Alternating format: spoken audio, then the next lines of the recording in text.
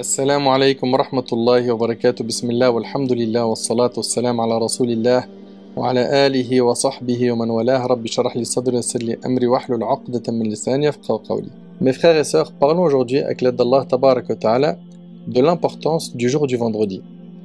Comme vous le savez, Allah Tabarak wa Ta'ala crée et choisit qui il veut, Azza wa Jal.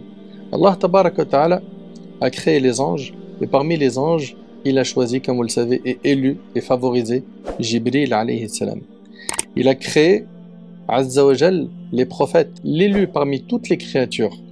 Et comme vous le savez, notre bien-aimé Muhammad sallallahu alayhi wa sallam. Allah tabaraka wa ta'ala a créé la terre et comme vous le savez, il a fait que les meilleurs endroits sur terre sont les mosquées. Allah tabaraka wa ta'ala a créé les mois et le meilleur mois est le mois de Ramadan. Il a créé Azza wa Jal les nuits et la meilleure nuit, comme vous le savez, c'est la nuit du destin. Allah tabaraka wa ta'ala a créé les jours et le meilleur jour de la semaine, c'est le jour du vendredi. Ahbab al-Kiram, le jour du vendredi a une grande importance et une place particulière auprès de notre Seigneur Azza wa Jal. Allah tabaraka wa ta'ala l'a choisi parmi les jours de la semaine pour être la fête de la communauté musulmane. Comme vous le savez, Allah tabaraka wa ta'ala a parlé du vendredi dans le Coran. Il y a même une sourate qui porte le nom de Al-Jumu'ah, le vendredi. Dans cette sourate, Allah tabaraka wa ta'ala nous dit Ya ayyuhalladhina amanu idha nudiya lis-salati min yawmil jumu'ah fas'au ila dhikrillah wa dharul bay'a dhalikum khayrun lakum in kuntum ta'lamun. Ô vous qui avez cru, quand on vous appelle à la salat du jour du vendredi, accourez à l'invocation d'Allah et laissez tout négoce. Cela est bien meilleur pour vous si vous saviez. Les savants de l'islam sont unanimes pour dire que le commerce pendant l'heure de l'Jumu'ah est interdit. Cette prière est une obligation religieuse qui incombe à chaque homme. Donc on voit ici que ce n'est pas obligatoire pour qui? Pour les femmes. Il faut qu'il soit pubère. C'est-à-dire que l'enfant non pubère n'est pas concerné par l'obligation de Salat al-Jumu'ah, la prière du vendredi. Également, il faut que la personne ait la raison. Il faut que la personne soit résidente et non voyageur. Et également qu'elle ne soit pas malade. Donc ça, c'est les principales conditions qu'il faut garder en tête. Et puis, il y a énormément de bienfaits dans ce rassemblement hebdomadaire des musulmans pour la prière du vendredi. Car les musulmans apprennent à faire connaissance entre eux. Ils s'entraident dans les actes de bienfaisance et la piété. Ils écoutent le discours de l'imam le jour du vendredi. Ils apaisent leur cœur, rechargent leur foi. Ils ordonnent le bien et interdisent le mal. Ils apprennent leur religion. Ils se conseillent mutuellement. Donc c'est un rendez-vous très important pour chaque musulman et chaque musulmane. Et permettez-moi d'aborder quelques aspects techniques avant de rentrer dans les mérites de ce jour. Quelques aspects techniques qui concernent la prière du vendredi. Son temps. Le temps de Salatul Jumu'ah, la prière du vendredi, commence quand exactement? Le temps de la prière du vendredi commence au temps de Dhuhr et prend fin au temps du Asr. D'accord? Donc vous avez tout ce laps de temps pour prier Salatul Jumu'ah. Et d'ailleurs, je recommande aux responsables des mosquées qui ont leur mosquée dans la même ville que d'autres mosquées d'essayer de faire en sorte de ne pas avoir les mêmes horaires de Jumu'ah pour permettre aux uns et aux autres d'accéder à la mosquée qui rentre dans son timing. C'est important. Faites ce calcul. Des fois, il arrive que dans une ville, il y ait 3 mosquées et les 3 ils prient à la même heure. Ça peut handicaper certaines personnes qui ont du mal à quitter le travail pour venir prier la Jumu'ah à l'heure qui a été fixée par ces mosquées. Donc essayez de faire en sorte, dans la même ville, d'arranger cela. Barakallahu fikum. On a donc dit que le temps de l'Jumu'ah, c'est le temps de Dhuhr à Asr. Le temps de Dhuhr, vous le savez, hein, le Dhuhr il rentre quand le soleil décline du zénith, n'est-ce pas? Dès que le soleil décline du zénith, eh ben, le temps de Dhuhr et également de Jumu'ah est entré. Son temps donc, c'est ce moment-là. Et ça, c'est chez la majorité des savants des quatre écoles. C'est l'opinion de l'imam Malik, de l'imam Al-Shafi'i, d'Abu Hanifa, rahimallahu al-jami'a. L'imam Ahmad, rahimahullah, autorise de prier al-Jumu'ah qabla al-zawal, avant le zénith. D'accord? Avant le zénith. Et donc, on a, comme vous le savez, des mosquées qui, en été, vont prier la prière de al-Jumu'ah à 13h30, au lieu de 14h, alors que le Dhuhr, il est à 14h, en été, ici, en France. Donc, ils vont s'appuyer sur cette opinion de l'imam Ahmad rahimahullah. Pourquoi? Parce que pour eux, c'est un moyen de faciliter aux gens de venir prier et de partir directement à leur travail. Alors, je recommande, mes frères et mes sœurs, bien évidemment, de respecter la divergence. D'accord? Quand il y a divergence dans le fiqh et que la divergence est fondée, certes, il faut la respecter. Mais, restons avec l'avis de la majorité des savants ici, qui consiste à dire que Al-Jumu'ah, on l'a pris quand le temps de Dhuhr entre. Et si on a peur pour nos fidèles, qu'on fasse en sorte que la khutbah ne soit pas trop longue, pour qu'ils puissent regagner leur travail rapidement. De cette manière, on aura mis en pratique l'opinion de la majorité des savants. Il se base sur plusieurs arguments, notamment le hadith rapporté par l'imam Muslim, d'après Salama ibn al-Akwa, radiyallahu anhu, qui a dit: nous accomplissions la prière du vendredi en compagnie du messager d'Allah sallallahu alayhi wa sallam quand le soleil était à l'inclinaison. إِذَا زَالَتِ الشَّمْسِ. Puis nous rentrions en suivant l'ombre. Il cite encore comme argument le hadith rapporté par l'imam al-Bukhari d'après Anas ibn Malik radiyallahu anhu, selon lequel le prophète sallallahu alayhi wa sallam accomplissait la prière du vendredi quand le soleil était à l'inclinaison. Et puis, comme vous le savez, si jamais quelqu'un arrive et rate la prière avec l'imam, on lui dit quoi? De prier Dhuhr, 4 rakat, n'est-ce pas? On est bien d'accord sur ça. Si jamais le fidèle, en été, en France je parle, je suis précis, à 13h30 en été, alors que la prière de Dhuhr se prie à 14h, supposons qu'il arrive à 13h30 et l'imam il a déjà fini la prière. À ce moment-là, qui va dire à ce fidèle, prie 4 rakat maintenant? On va lui dire, attends que le temps de Dhuhr entre pour prier 4 rakat, n'est-ce pas? Tout ça conforte bien l'avis de la majorité des savants, qui consiste à dire que le temps de la Jumu'ah, c'est le temps de Dhuhr. Ça, c'est donc l'opinion de la majorité des quatre écoles. Et concernant le début du temps de la khutbah, Ibn Abd al-Barr, rahimahullah, il dit que le temps de la khutbah et la salat doivent se faire après Zawal. D'accord? Après que le soleil est décliné du zénith. Pas avant. Même la khutbah Jumu'ah. Et c'est l'opinion de la majorité des savants des quatre écoles. Fabarakallahu fikum.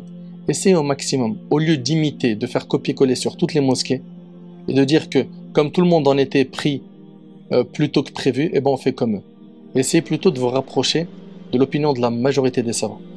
Et puis si vous prenez le pays le plus hanbalite, celui qui suit le plus l'imam Ahmad dans le monde, c'est l'Arabie Saoudite. L'Arabie Saoudite, il prie la Jumu'ah ba'd al-zawal. Il ne prie pas qabla al-zawal. Essayez donc au maximum de faire en sorte que la salat de Jumu'ah se fasse, comme on a dit, après al-zawal. D'accord? Et mettez-vous d'accord avec l'imam pour que ce soit pas trop long, afin de ne pas handicaper les fidèles quand ils retourneront dans leur travail. La prière de Jumu'ah est composée de 2 unités de prière. Si jamais tu as manqué une unité de prière avec l'imam, une fois qu'il aura fait le salut final, tu te lèves et tu rajoutes une raka. Tu fais ton tashahhud et tu fais salam. D'accord? Maintenant, si tu es venu après la 2e inclinaison de l'imam, c'est-à-dire que tu n'as pas rattrapé une raka avec l'imam. Et vous le savez qu'on rattrape une raka avec l'imam quand on a pu rattraper l'imam quand il était incliné. Donc moi je suis venu alors que l'imam il s'est relevé de la 2e inclinaison. Donc dans le concret je n'ai pas rattrapé avec lui une raka. J'en ai pas fait une avec lui. À ce moment-là, dès qu'il fait le salam, je me lève, je fais 4 rakats. Aussi parmi les règles, quand on rentre dans la mosquée, chez l'imam Al-Shafi'i et l'imam Ahmad, on ne s'assoit pas avant de faire quoi? 2 rakats de salutation de la mosquée. Ils ont des arguments, notamment le hadith de Sulayk al-Ghatafani, radiyallahu anhu, où le prophète sallam, il a demandé aux compagnons de ne pas s'asseoir, il a même interrompu son discours pour lui dire lève-toi et prie 2 rakats, de faire 2 rakats et de les écourter. Mais l'imam Abu Hanifa et l'imam Malik voient qu'on ne prie pas 2 rakats. Lorsque l'imam est sur le minbar, il est en train de faire son discours, tu rentres, tu t'assois. Ça, c'est l'opinion de l'imam Malik et d'Abu Hanifa. Et bien évidemment, ils ont leurs arguments. Ils ont comme argument où le prophète sallam, il a vu quelqu'un enjamber les rangs, c'est-à-dire qu'il était en train d'essayer avec ses jambes de passer au-dessus des gens pour se trouver une place. Le prophète sallam, il lui a pas dit fais 2 rak'at et assieds-toi, il lui a dit ijlis faqad adhayt, assieds-toi, tu as causé du tort. Et on voit ici que quand on rentre dans la mosquée, on est en retard, on n'enjambe pas les gens. L'imam il est en train de faire le discours, tu t'assois là où tu trouves de la place. Ça fait partie des adab, des règles de politesse. Concernant l'opinion de l'imam Malik et Abu Hanifa, ils disent que le prophète sallam, ils ont un autre argument où un compagnon était pauvre et ça se voyait à son état, ça se voyait sur ses vêtements. Et le prophète sallam, lui a demandé de prier 2 rak'at. Et cela s'est produit, vous savez pourquoi? Pour que le prophète sallam attire l'attention des compagnons qu'il faut faire aumône à cet homme. Donc chez les Malikites, tu rentres, tu vois l'imam, il est en train de faire la khutbah, tu t'assois. Pareil chez Abu Hanifa, rahimallahu al-jami'a. Quoi qu'il en soit, depuis tout à l'heure, je suis en train de citer des divergences. Celui qui suit une école particulière, qu'il la suit, d'accord? Et qu'il ne critique pas ceux qui ne suivent pas les mêmes opinions que lui. Mes chers frères et sœurs, après avoir vu ce petit côté technique, parlons de ce jour qui est très important.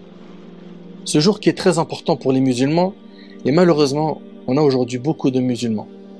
Je parle des hommes, car les femmes ne sont pas concernées par l'obligation de cette prière comme on l'a vu. Beaucoup de musulmans délaissent Salat al-Jumu'ah. Certains le font sans aucun remords, d'autres le font et ils ont mal au cœur. Ibn Omar et Abu Huraira radiyallahu anhuma rapportent qu'ils ont entendu le prophète sallam dire alors qu'il était sur son mimbar que les gens ne laissent jamais la prière du vendredi, sinon Allah mettra un sceau sur leur cœur, puis ils seront inscrits parmi les insouciants rapportés par l'imam Muslim. Allahu Akbar. Subhanallah. T'entends un petit peu? Il arrive des fois que certains de nos frères ils restent chez eux, ils savent qu'il y a la prière de Jumu'ah, ils y vont même pas. Ou certains sont au travail, ils n'y pensent même pas. Toi qui délaisses la prière du vendredi alors que tu n'es pas malade, quand je parle de maladie ici, je parle vraiment d'un cas de force majeure. Toi qui n'as pas de raison valable, il faut que tu ressentes une tristesse au plus profond de ton cœur. Pourquoi? Parce que tu as des manquements dans ta pratique religieuse. Et selon Jabir ibn Abdullah radiyallahu anhu, le prophète sallam a dit: celui qui abandonne la prière du vendredi 3 fois sans être dans une nécessité, Allah mettra un sceau sur son cœur. C'est-à-dire quoi? C'est-à-dire que son cœur n'acceptera plus le bien, rapporté par An-Nasa'i et d'autres. Et selon Abi Ja'd ad-Damiri radiyallahu anhu, le prophète sallam a dit: celui qui abandonne la prière du vendredi 3 fois de suite sans être dans une nécessité est un hypocrite. Rapporté par Ibn Hibban et Ibn Khuzayma. Et Ibn Abbas radiyallahu ta'ala anhu wa an jami' as-sahaba rapporte: quiconque délaisse, vous écoutez attentivement s'il vous plaît, quiconque délaisse la prière du vendredi 3 fois de suite a jeté l'islam derrière son dos. Allahu Akbar. Allahu Akbar. A jeté l'islam derrière son dos, c'est rapporté par Abu Ya'la et d'autres parmi les savants. Subhanallah. Et le prophète sallallahu alayhi wa sallam a dit également dans le hadith de Samura radiyallahu anhu, il a dit: assistez à la prière du vendredi et rapprochez-vous de l'imam. L'homme persiste à s'éloigner et sera également éloigné du paradis même s'il y entre. Allahu Akbar. Et c'est rapporté par Abu Daoud. Subhanallah. Chers frères, je m'adresse ici, comme vous l'avez compris, aux frères, car la Jumu'ah n'est pas obligatoire pour les sœurs. À la lumière de ces hadiths que nous venons d'entendre, qu'est-ce qu'on doit comprendre exactement? Ce qu'on doit comprendre, c'est qu'Allah Azzawajal, par le biais de son prophète, sallallahu alayhi wa sallam, a donné une importance capitale à la prière du vendredi et que par conséquent, nous croyants, nous devons faire de même. C'est-à-dire qu'on doit donner de l'importance pour ce jour, pour cette prière, la prière de Jumu'ah. Donc, en tant que personne qui aimons Allah Azzawajal plus que tout, cela doit être une priorité pour nous. Vous avez vu quand il y a un plan pour gagner de l'argent, on se déploie pour gagner de l'argent. Si pendant le créneau de Jumu'ah, on te proposait de gagner 5000 €, comment auraient été tes négociations, comment aurait été ton organisation, ton timing pour gagner ces 5000 €? Tu aurais tout fait. Là, on parle du paradis d'Allah Tabarak wa Ta'ala. Je sais que c'est pas évident pour certains. Je sais que chaque cas est différent de l'autre. Mais nous qui aimons Allah plus que tout, ça doit être une priorité pour nous d'obéir à Allah Azza wa Jal. Considérons cette prière comme un indicateur fort de notre degré d'implication face au commandement divin. Et bien évidemment, vous connaissez tous le verset où Allah Tabarak wa Ta'ala a dit dans Surat At-Talaq, Surat 65, versets 2 et 3, وَمَن يَتَّقِ اللَّهَ يَجْعَلْ لَهُ مَخْرَجًا وَيَرْزُقْهُ مِنْ حَيْثُ لَا يَحْتَسِبُ. Et quiconque craint Allah, il lui donnera une issue favorable et lui accordera ses dons par des moyens sur lesquels il ne comptait pas. Allah Tabarak wa Ta'ala dit également وَمَن يَتَوَكَّلْ عَلَى اللَّهِ فَهُوَ حَسْبُهُ. Et quiconque place sa confiance en Allah, donc Allah lui suffit. Soyez sincères, soyez confiants, donnez de l'importance à ce moment pour qu'Allah Azza wa Jal vous récompense grandement. Et sachez qu'Allah subhanahu wa ta'ala n'abandonne jamais quelqu'un qui chemine vers lui. Mais bien aimé en Allah Azza wa Jal, sachez que pour le jour du vendredi, il faut se préparer au mieux pour faire Salatul Jumu'ah. Pour cela, il est recommandé de prendre une douche. Et c'est recommandé et non obligatoire. Bien que vous allez me dire, mais attends, le prophète il a dit Ghuslu yawm al-jumu'ah wajib ala kulli muhtalim. La douche pour le vendredi est obligatoire pour toute personne pubère. Le prophète dans un hadith, il dit Man tawadda yawm al-jumu'ah fa biha wa ni'mat. Quiconque fait ses ablutions le jour du vendredi, il a fait une bonne chose. Wa man ightasala fal ghuslu afdal.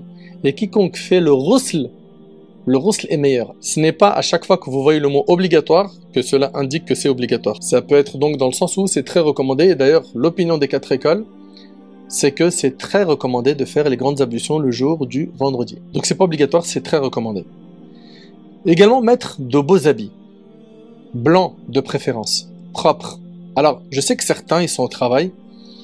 Ils ont une difficulté à rentrer chez eux et mettre de beaux habits, etc. Prenez avec vous au moins dans un sac un qamis, un beau vêtement que vous allez mettre pendant le temps de l'Jumu'ah. Faites-le. Également le parfum. Il est recommandé pour l'homme de se parfumer quand il va à la mosquée, de se couper les ongles, de se raser les poils des aisselles, du pubis, de se parfumer, d'être présentable. C'est un jour que tu dois honorer. C'est un jour, il est important auprès d'Allah subhanahu wa ta'ala. Et nous, on doit honorer ce qu'Allah a honoré. Également, parmi les choses recommandées, utilisez le siwak ce jour-là, éliminez les mauvaises odeurs. Faites en sorte que quand vous rentrez à la mosquée, de la tête aux pieds, vous êtes propre, clean.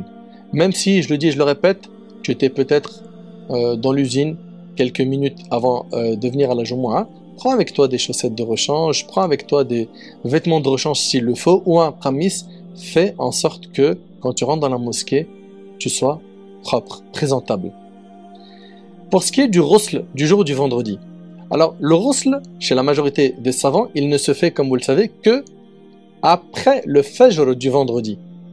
On ne peut pas le faire la veille du vendredi. D'accord? C'est à partir du fajr. Mais pour l'imam Malik, rahimallah, lui, il a ishtirat al-ittisal. Il a comme condition que le ghusl doit être enchaîné par la prière du vendredi. C'est-à-dire que si tu sors de chez toi ou de ton travail, eh ben, tu feras le ghusl à ce moment-là. Bien sûr, dans la mesure du possible, car il est parfois impossible dans certains cas de faire ce ghusl. Et tu vas à la mosquée pour salat al-Jumu'ah. Dans le hadith d'Abu Hurayra radiyallahu anhu, le prophète sallallahu alayhi wa sallam a dit: celui qui fait ses ablutions majeures le jour du vendredi, puis se rend à la mosquée, y prie ce qu'il peut, puis garde le silence jusqu'à ce que l'imam termine son sermon, puis prie avec l'imam, donc il prie avec l'imam la prière du vendredi, verra ses péchés pardonnés, écoutez bien, de ce vendredi au prochain avec 3 jours de plus rapportés par l'imam muslim. Une question. Pourquoi est-ce que le prophète sallallahu alayhi wa sallam il dit et verra ses péchés pardonnés, vous écoutez attentivement, de ce vendredi au prochain avec 3 jours de plus? Les savants disent que la raison est que la bonne action en vaut 10. Al-hasanatu bi'ashri amthaliha. La bonne action en vaut 10. Et donc cette Jumu'ah te pardonne 10 jours de péché. Allahu Akbar. C'est immense. Et selon Abu Hurayra, le prophète sallallahu alayhi wa sallam a dit: lorsque vient le jour du vendredi, se tiennent à la porte de la mosquée des anges, qui inscrivent dans l'ordre la venue des croyants. C'est-à-dire quoi? C'est-à-dire que les anges, ils sont à la porte de la mosquée et ils inscrivent dans l'ordre la venue des croyants. Lorsque l'imam s'assoit, ils plient leur rouleau et viennent entendre le rappel rapporté par le Bukhari. Ce hadith nous incite donc à venir tôt. Venez tôt dans la mesure du possible également. Et selon Aous ibn Aous, radiyallahu anhu, ce hadith-là, il est vraiment très impressionnant. Le prophète, sallallahu alayhi wa sallam, a dit: celui qui fait ses ablutions majeures le jour du vendredi et lave sa tête, sort tôt. Il va sortir tôt. Écoutez attentivement. Il sort tôt. Pendant ton chemin, toi qui es sorti tôt, tu vas faire du dhikr. Tu évoques Allah subhanahu wa ta'ala. Tu essayes de gratter un maximum de hasanat. Et le prophète, il nous dit, sort tôt et est présent au début du discours, au début de la khutbah. Marche et ne prend pas sa monture.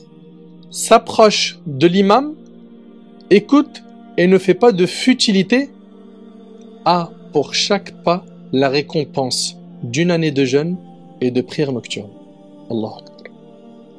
C'est immense. Wallahi al-Azim, c'est immense. Je répète le hadith et il faut que vous le méditiez avec moi. Ce hadith-là, il est authentique. Il est rapporté par l'imam Abu Daoud, At-Tirmidhi, Ibn Majah, Nasa'i et d'autres savants.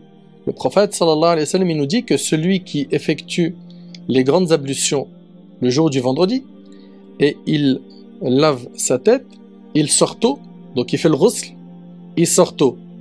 Il est présent au début du discours. Il marche, il ne prend pas sa monture. S'approche de l'imam. S'approche de l'imam. Écoute et ne fait pas de futilité, il a pour chaque pas la récompense d'une année de jeûne. Il a pour chaque pas la récompense d'une année de jeûne et de prière nocturne. Et sachez que mourir le jour du vendredi est un bon signe. C'est un signe de quoi? D'une bonne fin. Et comme vous le savez, le prophète sallallahu alayhi wa sallam a dit Innamal a'mal bil khawatim. Les actes ne valent que par leur fin. Le plus important de ta vie, c'est ta fin. Comment tu vas finir? Le prophète sallallahu alayhi wa sallam, il nous dit dans le hadith de Abdullah ibn Amr radiyallahu anhuma, le prophète sallallahu alayhi wa sallam, il dit Ma min muslimin yamutu yawm al-jumu'ati aw laylat al-jumu'ah illa waqahu Allahu fitnat al-qabr. Le hadith il est rapporté par Tirmidhi et d'autres. Il nous dit alayhi sallam, tout musulman qui meurt la nuit ou le jour du vendredi. La nuit donc, la veille du vendredi, soir, ou le jour du vendredi, Allah le protégera des supplices de la tombe. T'imagines un petit peu? Il est épargné des châtiments de la tombe. C'est un signe d'une bonne fin. Quelqu'un qui meurt le vendredi ou le jeudi soir, c'est un bon signe. Et dans le hadith d'Abi Hurayra radiyallahu anhu qui est rapporté par l'imam al-Bukhari et Muslim, le prophète sallallahu alayhi wa sallam a dit le meilleur jour sur lequel le soleil s'est levé est le vendredi. Vous écoutez attentivement s'il vous plaît? Qui prononce ces paroles? Rasulullah sallallahu alayhi wa sallam. Il nous dit le meilleur jour sur lequel le soleil s'est levé est le vendredi. C'est ce jour-là que Adam a été créé. C'est ce jour-là qu'il a été introduit au paradis. C'est en ce jour qu'il en a été sorti. C'est le jour où il s'est repenti et le jour où il est mort. C'est le jour où il s'est repenti et c'est le jour où il est mort. Le prophète sallallahu alayhi wa sallam, il nous dit par la suite, c'est le jour où aura lieu la résurrection. C'est-à-dire le jour du jugement, il aura lieu un vendredi. Et chaque vendredi, nous dit le prophète sallallahu alayhi wa sallam, il n'y a pas sur terre une bête qui ne prête l'oreille. Je veux que vous écoutiez attentivement ce que je suis en train de vous dire là. Le prophète me dit que chaque vendredi, il n'y a pas sur terre une bête qui ne prête l'oreille. Prête l'oreille pourquoi? Afin d'attendre un bruit qui signale que c'est le jour du jugement. Donc, il n'y a pas sur terre une bête qui ne prête l'oreille, donc chaque vendredi, du matin, donc du fajr jusqu'au lever du soleil. Du matin jusqu'au jour où le soleil se lève, de peur de cette heure. Subhanallah, les animaux, tous les vendredis, ils ont peur que ce soit Yawm al-Qiyamah. À l'exception des djinns et des humains. Les animaux tendent l'oreille tous les vendredis. Allahu Akbar. Subhanallah. Bien évidemment, comme vous le savez, toutes ces choses font partie du monde de l'invisible et il nous a été ordonné dès le début de Surat al-Baqarah de croire au monde de l'invisible. N'est-ce pas? Alif Lam Mim. ذلك الكتاب لا ريب فيه. Alif Lam Mim, voici le livre dont il n'y a aucun doute. هدى للمتقين. Ce livre est un guide pour les pieux. Les pieux, qui sont-ils? Alladhina yu'minuna bil ghayb. C'est ceux qui croient au monde de l'invisible. Subhanallah. Et le prophète sallam, il dit, en ce jour, il y a une heure pendant laquelle si un musulman se trouve en prière, vous écoutez attentivement ce passage-là, il est écrit, il se trouve en prière et demande quelque chose à Allah, il lui accordera certainement sa demande. Et s'il cherche la protection contre un mal, Allah le protégera de celui-ci. Alors, vous le savez que ce moment-là, c'est ce qu'on retrouvera dans d'autres hadiths après Salat al-Asr. Après Salat al-Asr, la dernière heure, il est recommandé de faire des invocations, car à ce moment-là, le dua est exaucé. Mais vous le savez qu'après l'Asr, il n'y a pas de prière surrogatoire à faire, car c'est déconseillé de faire des prières surrogatoires après Salat al-Asr. La question est donc, comment comprendre en ce jour, il y a une heure pendant laquelle si un musulman se trouve en prière et demande quelque chose à Allah? Les savants disent, il y a deux possibilités ici. Soit il s'agit de intidhar as-salat, soit il s'agit du fait d'attendre la prochaine prière. Et comme vous le savez, quand on attend une prière, le prophète nous a enseigné qu'on est en prière. Quelqu'un qui rentre à la mosquée et qui attend la salat, il est déjà en salat. Ça, c'est ce que le prophète nous a enseigné. Donc, tu as déjà des récompenses pendant que tu es en train d'attendre la prière. Donc, ça a été une parmi les explications des savants. Il a été dit également, Aw mulazamatu du'a, que vous le savez que la prière, ça n'a pas que le sens de prier avec sujoud, ruku', qiyam, etc. Ça a aussi le sens de du'a. As-salat, parmi ces sens, il y a également ad-du'a. Donc ça donnerait comme compréhension de ce texte, en ce jour, il y a une heure pendant laquelle si un musulman se trouve en invocation et demande quelque chose à Allah, il lui accordera certainement sa demande. Ça c'est donc concernant ce magnifique hadith qui est rapporté par l'imam al-Bukhari, Muslim et d'autres. On a un texte où le prophète sallam, et c'est rapporté par l'imam Muslim, il a dit alayhi salatu sallam, au sujet de cette heure, qu'elle est entre le temps où l'imam s'assoit sur le mimbar jusqu'à la fin de la prière. Vous avez vu l'imam, quand il rentre dans la mosquée pour faire son discours, quand il s'assoit, jusqu'à la fin de la salat, le dua il est exaucé. D'accord? On a également un autre texte, Jabir radiyallahu anhu, il rapporte que le prophète sallam a dit, durant le jour du vendredi, il y a 12 heures, pendant l'une de ces heures, tout musulman qui invoque Allah, il lui donnera ce qu'il demande. Cherchez-la dans la dernière heure après l'Asr, rapporté par Nasa'i, Abu Daoud et Al-Hakim. Et les savants finalement, ils se sont concentrés sur ces deux textes, les deux derniers que je viens d'évoquer. Soit c'est la dernière heure après l'Asr, soit c'est entre le temps où l'imam s'assoit sur le mimbar jusqu'à la fin de la prière. D'accord? Il y a les deux opinions. Pour ce qui est de, c'est du moment où l'imam il s'assoit sur le mimbar jusqu'à ce qu'il prie, c'est l'opinion de qui? C'est l'opinion de l'imam al-Bayhaqi, c'est l'opinion de l'imam al-Qurtubi, d'Ibn al-Arabi, de l'imam al-Nawawi, de Suyuti. Pour ce qui est de la dernière heure après l'Asr, c'est l'opinion de l'imam Ahmad, de Ishaq, d'Ibn Abd al-Barr, d'Ibn al-Qayyim et d'un grand groupe de Hanafites. D'accord? Et c'est aussi l'opinion d'Ibn Abbas radiyallahu anhuma. Qu'est-ce qu'on doit faire nous? C'est quand exactement? Comment on tranche? Ben, c'est très simple. Ce qui nous sera demandé, c'est de faire des efforts et d'invoquer Allah pendant ces deux moments. Quand l'imam s'assoit sur le mimbar jusqu'à la salat et la dernière heure du asr, hein, avant le maghrib. Vous vous concentrez pendant ces deux moments-là et vous faites des doigts. Et vous espérez qu'Allah subhanahu wa ta'ala exauce vos invocations. Une question que beaucoup d'entre vous pourraient se poser, mais quand l'imam s'assoit le jour du vendredi sur le mimbar, nous on n'a plus le droit de parler. À quel moment on fait les doigts exactement? Cheikh Al-Uthaymin, rahimahullah, il a détaillé cela. Comme vous le savez, quand l'imam rentre dans la mosquée, il dit Assalamu alaikum. Il s'assoit. Tout de suite après, on enchaîne le adhan. Pendant le adhan, on ne fait pas de doua. Qu'est-ce qu'on fait? On répète ce que dit le mu'adhin, n'est-ce pas? Sauf quand il dit Hayya ala salah, Hayya ala falah, on dit La hawla wa la quwwata illa billah. Après le adhan, les invocations sont exaucées. Donc ça, c'est le temps numéro 1. Fais des doigts. Également, quand l'imam s'assoit entre les deux khutbah, comme tu le sais, tu n'as pas le droit de parler pendant que l'imam fait son prêche, mais aussi quand il s'assoit entre les deux khutbah. Cependant, tu feras de doua. Ici, pourquoi? Pour gagner l'exaucement de l'invocation, parce que ce laps de temps est concerné par le hadith du prophète où il a dit quand l'imam s'assoit sur le mimbar jusqu'à la salat. Le premier moment, c'est après le adhan. Le deuxième moment, c'est quand il s'assoit entre les deux khutbahs. Le troisième moment, c'est pendant la salat, quand tu es prosterné. Comme vous le savez, le prophète sallallahu alayhi wa sallam, il nous a enseigné le moment où le serviteur est le plus proche de son Seigneur et lorsqu'il se trouve en prosternation.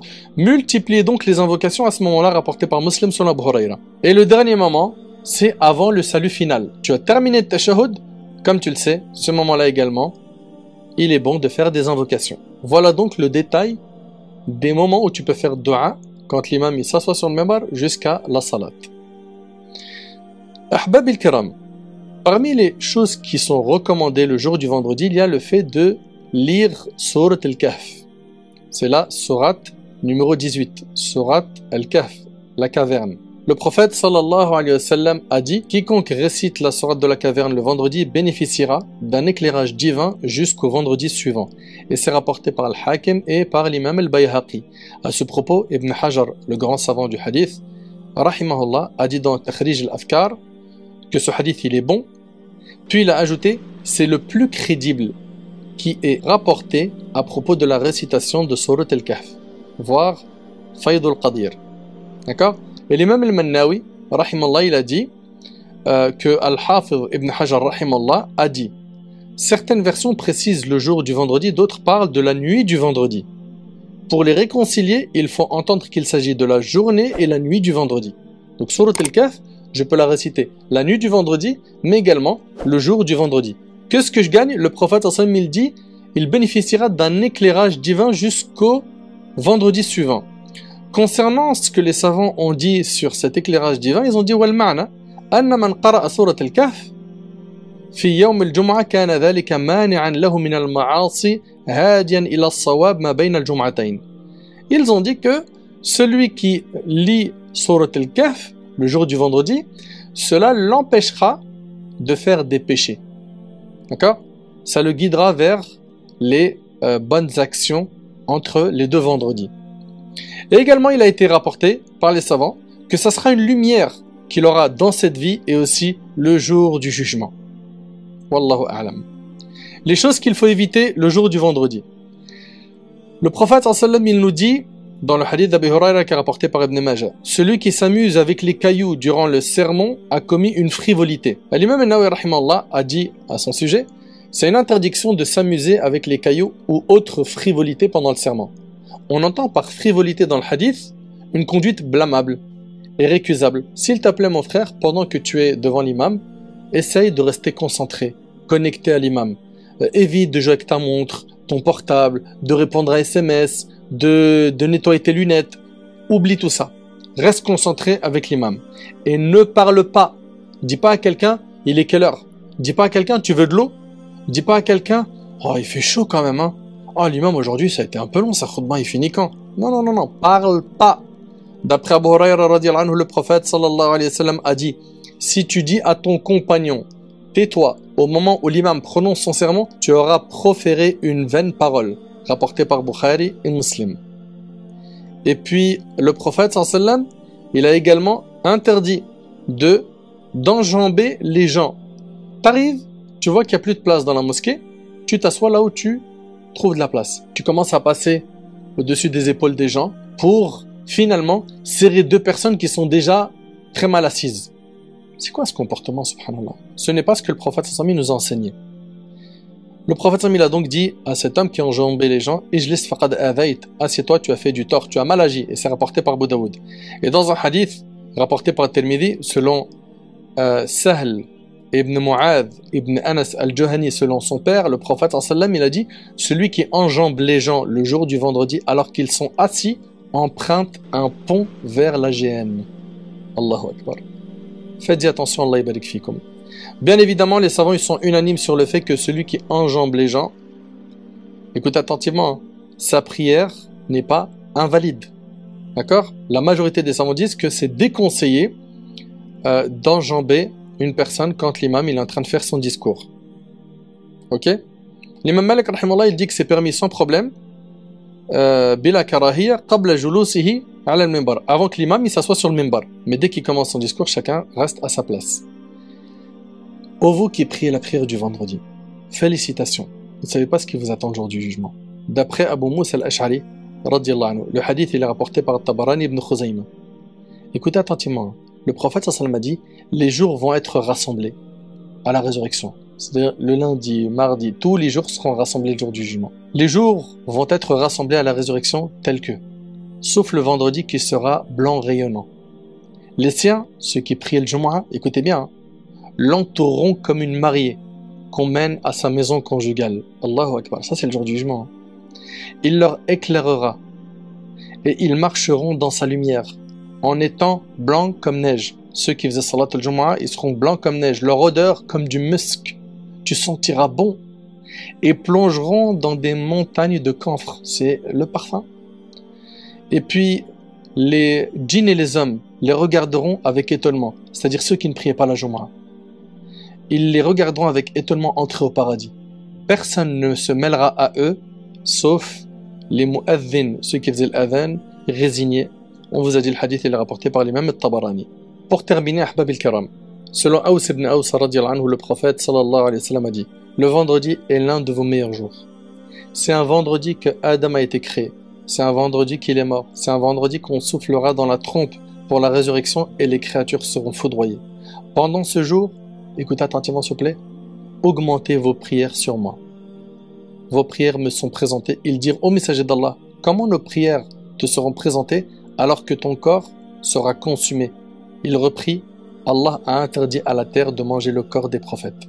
Mon frère, profite donc du vendredi, ainsi que toi ma sœur, pour prier sur le prophète sallallahu alayhi wa sallam. Dis Allahumma salli wa sallim ala nabiyyina Muhammad.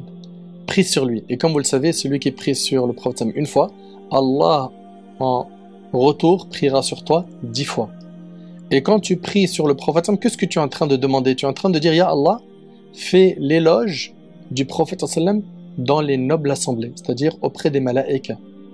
En retour, Allah va t'évoquer toi en bien 10 fois auprès des anges. T'imagines un petit peu? Donc voilà grosso modo, ahbab al-karam, ce que vous devez apprendre et comprendre concernant le vendredi. Bien évidemment, vous n'oubliez surtout pas le respect du voisinage de la mosquée. Que ce soit avec vos voitures, vous gênez pas les voisins. Que ce soit avec les attroupements. On voit des fois dans certaines mosquées tellement de voitures stationnées que le bus n'arrive plus à passer. Que des personnes handicapées ont besoin d'accéder aux places handicapées mais ils peuvent pas. Parce que certains fidèles, sous prétexte qu'ils sont pressés, ils stationnent n'importe où. Il arrive parfois que certains se garent dans des angles de rue où ils bloquent la circulation. Est-ce que c'est ça le comportement du musulman? Que ce soit dans les rassemblements du Eid, Tarawih ou bien de l'Jumu'ah, on fait attention au stationnement. On fait attention au voisinage, on fait attention au bruit, on fait attention aux attroupements, on fait attention aux places handicapées, on fait attention à ne pas jeter nos poubelles par terre. Et les responsables des mosquées vous le disent et le répètent souvent. Chacun d'entre nous est responsable. Et il suffit sur les centaines ou les milliers de fidèles qui viennent pour prier le vendredi qu'une personne se gare mal pour que tout le monde parle mal de la mosquée. Et qu'à la fin, ce soit les musulmans, dans leur ensemble, qui sont pointés du doigt par le voisinage. Par la suite, il peut y avoir des problèmes avec la mairie, etc., etc., etc. Barakallahu fikum, prenez tout ça en compte. Soyez clean et irréprochable. Allez faire salat et gagnez des hasanat et n'en perdez pas. Ne vous disputez pas avec vos frères. Ayez beaucoup de miséricorde ce jour-là. Ayez beaucoup de miséricorde ce jour-là. Faites attention aux personnes âgées. Faites attention au respect des rangs. Faites attention au comportement. Faites attention à la bonne entente. On vient à la mosquée pour gagner des hasanats, pas en perdre. Il y en a certains qui viennent et qui crient dans la mosquée, des disputes qui n'ont ni queue ni tête. On va pas à la mosquée pour ça. On va à la mosquée pour gagner des hasanats. Qu'Allah subhanahu wa ta'ala vous protège, vous récompense. Voilà un bref résumé. Ce qu'il y avait à dire, j'ai sûrement oublié beaucoup de choses. On parlera plus en détail des règles du jour du vendredi lors d'une prochaine vidéo, Inch'Allah.